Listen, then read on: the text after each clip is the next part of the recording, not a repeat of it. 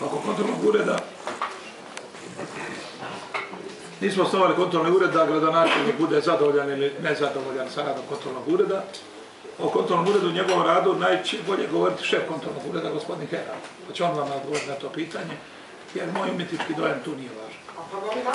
Molim vas, samo dopustite, ja znam ko je kome šta odgovoran, ali sam precizan tu.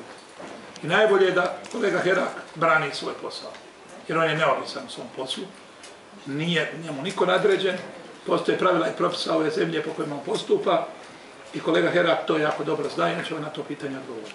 Što se tiče domova, gradimo domove tamo gdje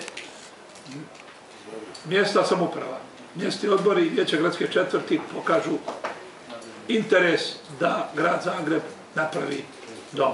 Nigdje ne radimo to zato što je to naša impresija i dojam i mi namećemo gdje će se to graditi.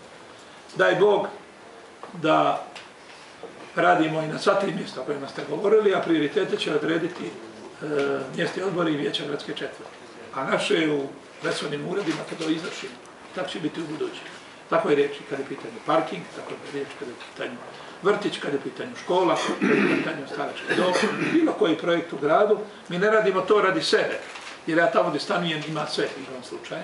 Iako se ja na Radničkoj pečenici, nisam na Batovčaku ni na Šalati, ali, ni na Medveščaku, ali za sada imamo sve, nemamo škole, na primjer. Znate da 30 godina čeka Kušonova škola osnovnu.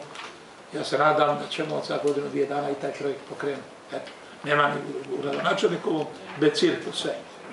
Ali imam stazu tamo. Hvala Bogu i to mi je za sada dovoljno. Nećete ništa posebno Bužanovu više nego drugdje. Jedno vrijeme su ujutru prolazili kamiončeki, to savaju prašinu, sad ih sve manje vidim. Bilo je bolje da dođu koji put svugdje češće. A jedno vrijeme je bilo nekakvog otpada globalno, pa je pisalo da je neuredna ulica tamo gdje je gradonačelnik stanuje. Ja želim da cijeli grad bude čist, uredan, kao što je. Mislim da imamo jedan od najurednijih i najčistijih gradova u Evropi.